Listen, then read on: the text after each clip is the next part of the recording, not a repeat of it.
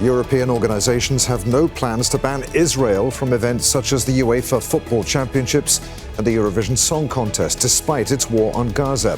Why does Israel compete in Europe, and why are European organisations defending its continued participation? This is Inside Story.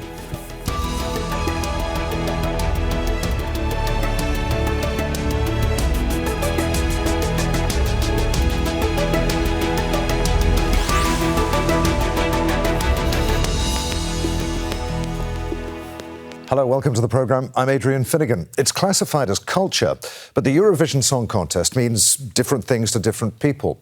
Once the most watched event on TV across Europe, depending on your taste, it's anything from a celebration of diversity and inclusion to an extravaganza of tacky cacophony, a pitiful pageant of the worst in music. For Israel, though, despite being a Middle Eastern nation, Eurovision means performing on the European stage with no hint of its decades of illegal occupation and breaches of international law. In comparison, 2 years ago, Russia was swiftly banned from the competition and European football. And the nation that gave us Tchaikovsky and Rachmaninoff, as well as Eurovision winners Tartu and Dima Bilan, remains banned from the song contest. So, why is Israel allowed to compete, regardless of its war on Gaza, which has killed nearly 28,000 Palestinians and injured many more? Why is Europe so strongly defending Israel's participation? Are double standards at play here? We'll discuss all of this with our guests shortly, but first, a report from Imogen Kimber. Israel's national football team are only 2 games away from reaching the European Championships. All 12 members of the West Asian Football Federation, however, want Israel to be barred from international competition for what they describe as war crimes in Gaza. The group of Middle East nations has written to the world's 211 federations and 6 regional confederations calling for a ban. Israel says the move is, quote, cynical and shameless, with one senior official commenting that politics should stay out of sport. When Russia invaded Ukraine in March 2022, its national football team and clubs were swiftly banned from international competition. But football's European governing body, UEFA, says it hasn't discussed imposing similar restrictions on Israel, nor does it plan to. It's rejected accusations of double standards. There are 2 completely different situations between the 2 countries, because also, don't forget the start of the war in Russia and Ukraine, and the start of what is happening now, which is regrettable, of course, in the Middle East, but not. There have been previous bans in international football relating to political issues, such as the exclusion of the former Yugoslavia from the European Championship finals in 1992 because of the Balkan War. And then there's Eurovision. Although Israel is not in Europe, it competes in the annual song contest. After winning in 2018, it hosted the event in 2019. In fact, Israel is one of Eurovision's top competitors, having won the contest 4 times. But its participation has drawn opposition too. We're against what it means to use the Eurovision as a machine to market Israel as this place that is good for tourism, that is multicultural, that is diverse, when in fact it's an apartheid state. Palestinian groups, including the boycott, divestment and sanctions movement, asked artists and the public not to participate. But no one scheduled to perform withdrew. After invading Ukraine, Russia was kicked out of Eurovision, and last year's event in Liverpool was festooned with flags in support of Ukraine. But in 2019, Iceland was fined because band members were wearing scarves bearing the Palestinian flag. Like UEFA, Eurovision organisers also argue the cases of Russia and Israel are different. The European Broadcasting Union said it banned Russia because its state TV had repeatedly breached membership obligations and violated public service media values. However, the Can TV channel in Tel Aviv, which broadcast the competition to select Israel's Eurovision entry, has been criticised for featuring far-right, pro-war views, including a children's choir singing about eliminating Palestinians from Gaza. Imogen Kimber, Al Jazeera, for Inside Story.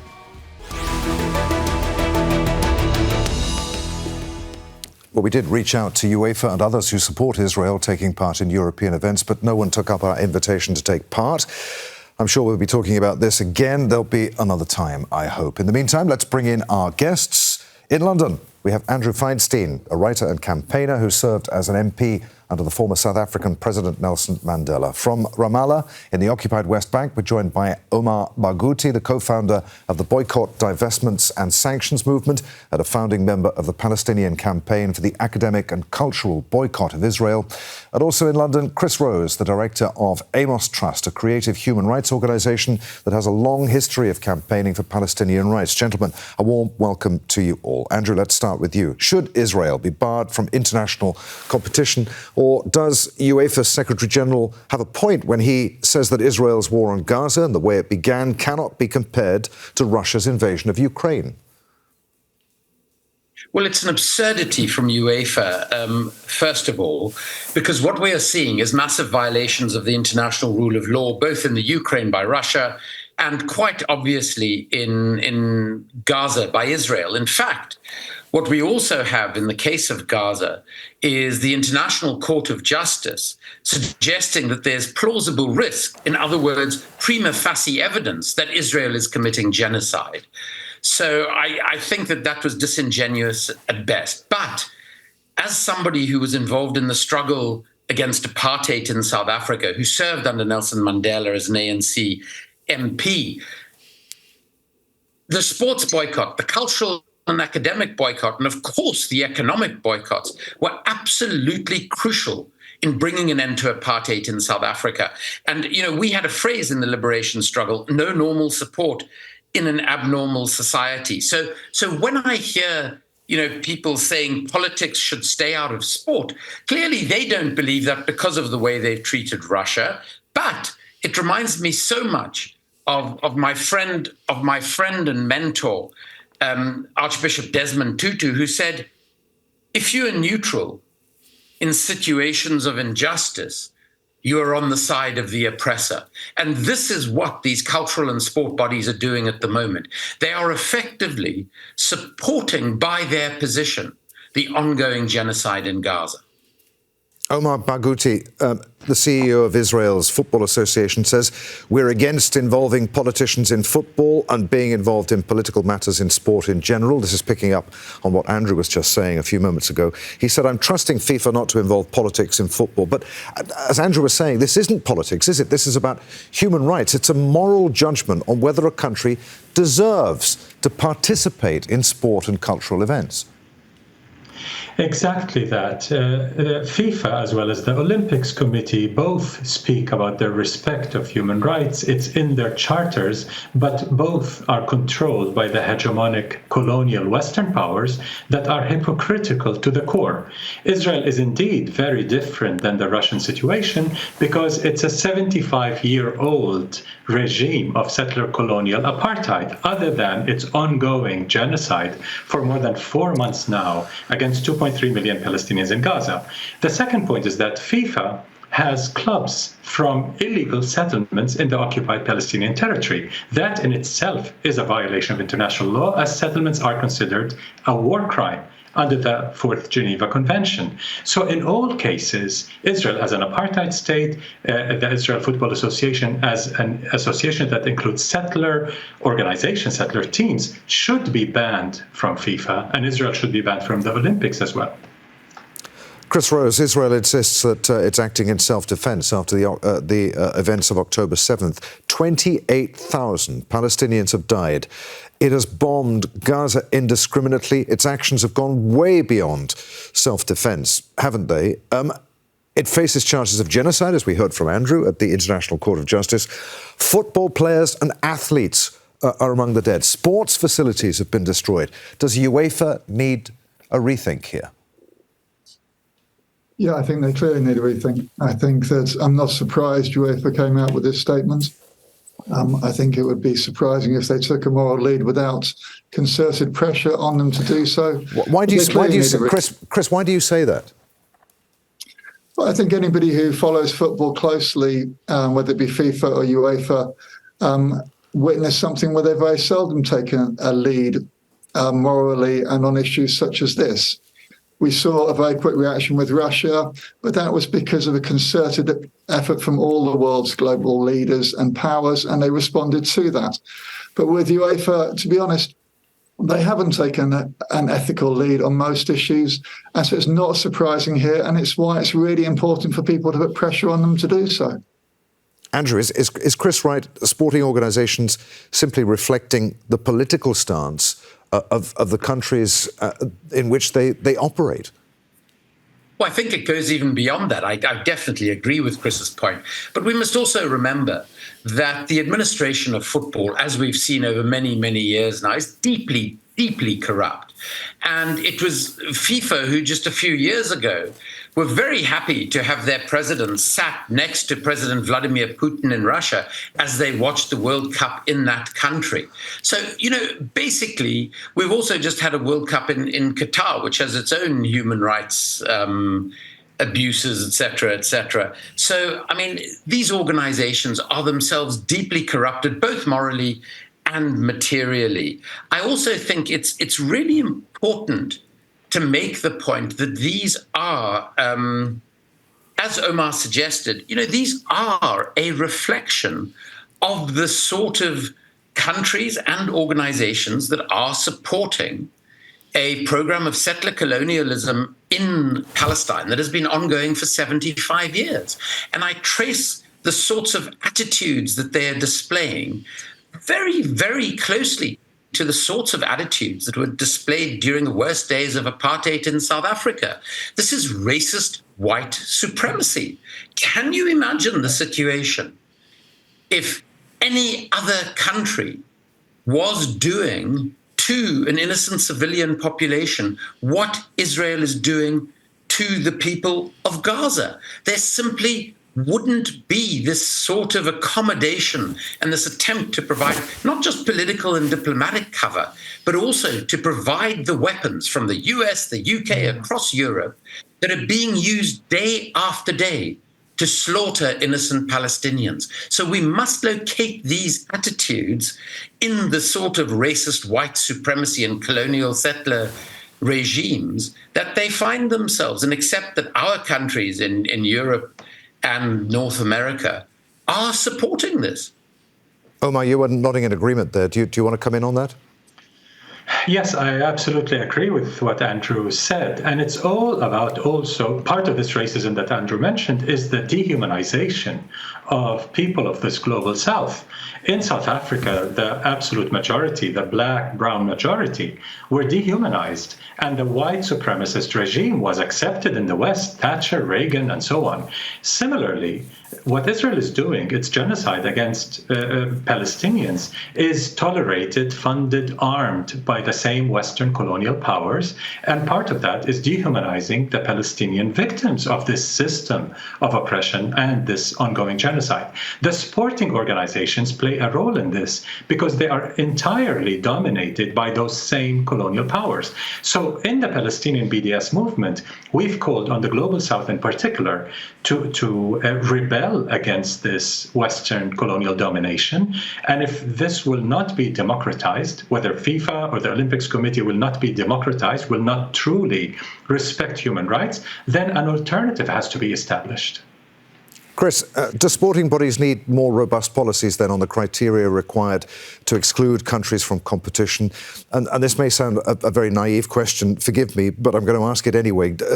Perhaps an independent body that considers the facts and makes the decision for them so that they don't have to get involved in decisions like this? I think in the ideal sense, I think there's so much vested interest involved, though, that it's very, very hard to see that happening. I mean, certainly with FIFA, they're not an elected body as such. And as such, there's very little accountability for most of these groups. And they can largely do as they see fit. And so it's very, very hard for people to hold them account to that. And it's only when we have sort of real force of people standing up to these policies and demanding a change that we see any movement at all. But it really is very hard to get them to be accountable because they really don't need to be. To what extent? Sorry, please come in, Andrew. If I may, Chris's point is exactly right. These organizations are part of a tiny global elite who operate and utilize sport and culture in a way to effectively enrich themselves. And our politicians are a key component of this tiny global elite. And I think the best thing that we can do as ordinary citizens of the world, wherever we may be located, is to exert as much pressure as possible on our governments to actually change their attitude so that there is more pressure put on these completely unaccountable bodies. Look, the reality is our politicians feel pretty unaccountable at the moment as well. But at least in some countries where we have so-called liberal democracy, they still require our votes every now and then. And it's at moments like this that we need to put pressure on them. For instance, something we've heard in protests across the world in support of Gaza has been the phrase, no ceasefire, no votes. And I think this applies as much to the way in which organizations like FIFA and Eurovision behave, not only that we should demand our politicians put pressure on them, but we as individuals should stop supporting their forms of sport or entertainment that they produce if they're going to allow Israel conducting genocidal actions in Gaza to freely participate in their activities. All right. Let's put that straight back to Chris. To what extent, picking up on what Andrew was saying, to what extent do sponsors and advertisers have a role to play here? Is it a commercial decision not to bar Israel from competition? Yeah, I think the commercial aspect is huge. I mean, we've just seen Puma withdraw their sponsorship of Israel, the Israel Football Association, back in December. They're saying it's part of a wider economic strategy. Fine, they can say what they like. The reality is they withdrew their support after concerted pressure. I think it's vital. I think it's vital that the boycott campaign, we support that because that puts pressure on these bodies who are going to listen to their sponsors. Their sponsors have far more say than we do as normal people. So we have to influence the sponsors by choosing not to purchase and not to support organisations which further these policies. Chris, I should have perhaps got to this earlier in the discussion, but yeah. off we went. But why is Israel allowed to compete in European sporting competitions? It's a Middle Eastern country. Why is it so important for Israel to do so? Why does Israel consider it important to do so? Yeah, I mean, Israel was a member of the Asian Football Confederation and between about 1954 and 1974. And then they were expelled from that in 74.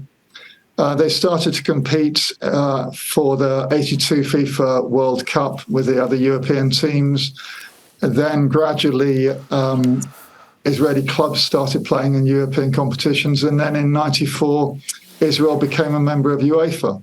There's a few other countries which are called global countries which are members of UEFA. Israel's the only country which is not a member of Europe who's in it. But that's the roots as to why it's a part of UEFA and why it's able to compete in the UEFA tournaments. All right, so Omar, picking up on what both Andrew and Chris were saying there, how much does public opinion here matter? If football fans were to voice their anger, would sporting and cultural bodies be forced to rethink? Well, I wanted to add to what Chris said about why Israel is part of European sporting organizations.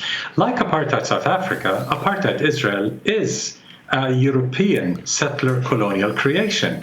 That's why they take care of their own, basically, so to speak. But on another point, I wanted to add to what Andrew was saying.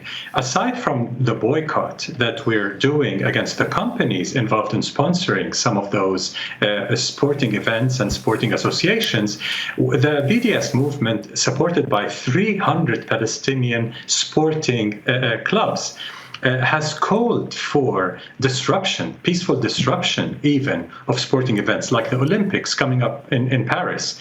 We've called not just for protests and writing letters and demonstrations, but actual physical peaceful disruption. Many partners in the BDS movement have been doing disruptions in the Grand Central Station. Jewish Voice for Peace has done excellent disruptions in the Statue of Liberty, and so on and so forth. Everyone has seen that. We're asking for the same in Paris, so that the powers that be listen to the people, that we are not, we will not accept a genocidal state participating in those mass sporting events, sport washing their system of oppression.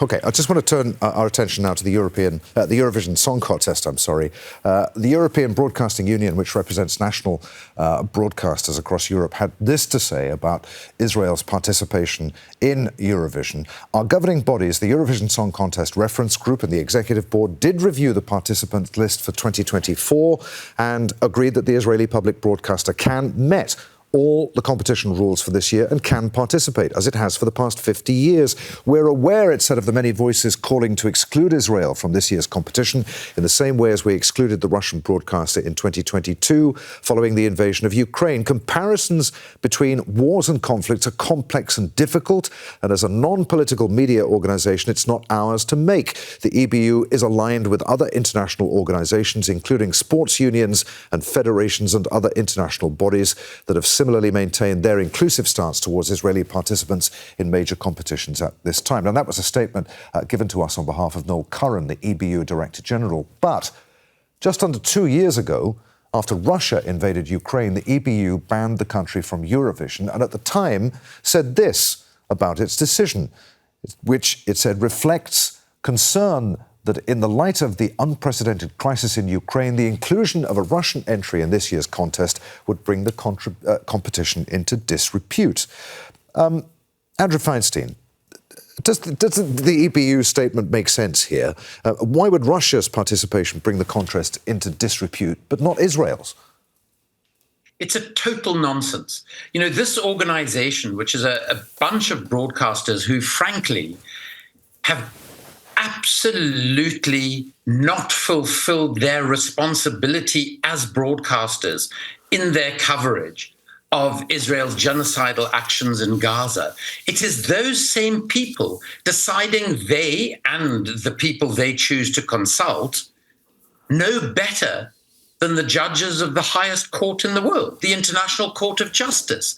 I think what one has to understand is that what they are doing, they're trying to create a better PR look for their justification of Israel's assault on Gaza.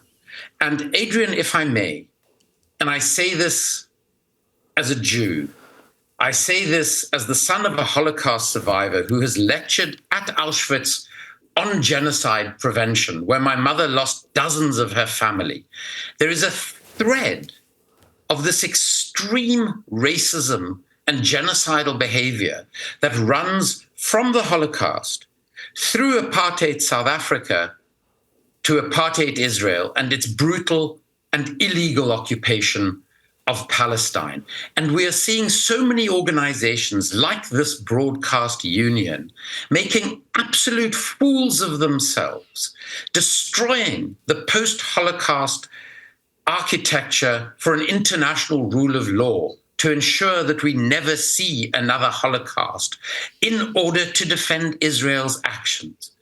Their actions are indefensible, and the behavior of groups like the sporting bodies and like the EBU are similarly indefensible. They are effectively endorsing and supporting genocide against the people of Gaza.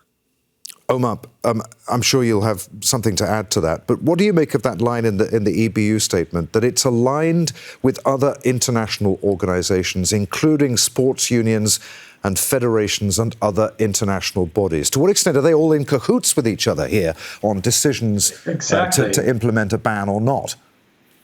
It's very self-referential. It's exactly as Andrew said. It's a bunch of elite Western powers controlling all these sporting organizations, making all these decisions, and deciding that the Russian invasion brings into disrepute to the EBU an inclusion of Russia, yet Israel's genocidal regime does not. It's because Europe is the center of the world genocides, whether the transatlantic slave industry, whether it's the colonialism in North America, South America, Oceania, and so on. They don't feel that a genocidal settler colony would harm their reputation.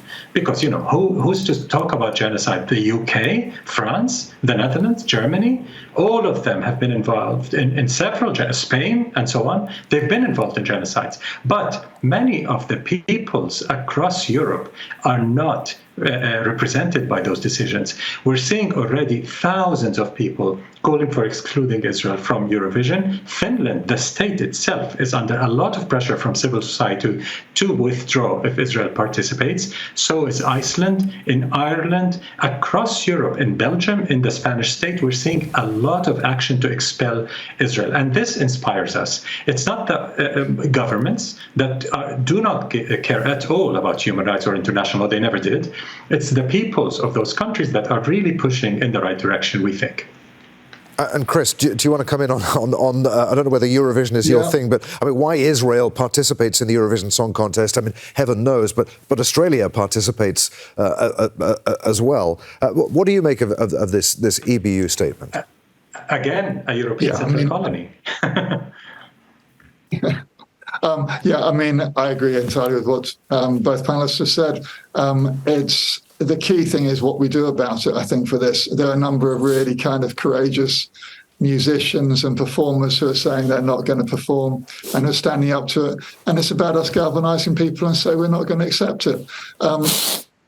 To expect anything else, I think, would be very naive, but it really does require people to stand up and to put pressure on to say, we're just not going to have this as part of what we call entertainment. Andrew, I've got about a minute and a half left on the programme here. I mean, what happens if there are major protests at Eurovision, if there are withdrawals, if countries boycott it despite winning a place in the final? There's a danger for the EBU here that their stance could backfire and do exactly the opposite. The competition will be brought into disrepute after all. Absolutely. I think that the way in which people can most impact this is by simply not tuning in to the football that Israel participates in, to the Eurovision Song Contest or other cultural events, because to do so is effectively allowing these organizations to continue to say that what is happening in Gaza is acceptable. Can you imagine if the same thing had happened after the massacre of over 300 school children in Soweto in 1976? This is thousands, tens of thousands of times worse what is happening in Gaza.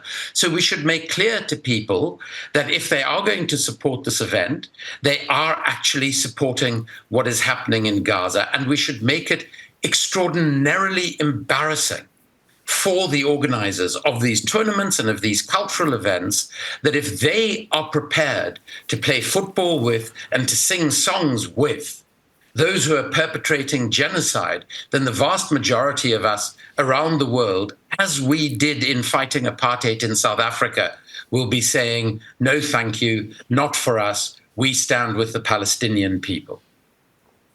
And there, gentlemen, we must end it. Many thanks indeed. Andrew Feinstein, Omar Barghouti, and Chris Rose. As always, thanks for watching. You can see the programme again at any time by going to the website at aljazeera.com. For further discussion, please join us at our Facebook page. You'll find that at facebook.com/AJ Inside Story. And of course, you can join the conversation on X, our handle at AJ Inside Story. From me, Adrian Finnegan, and the team here in Doha. We'll see you again. Bye for now.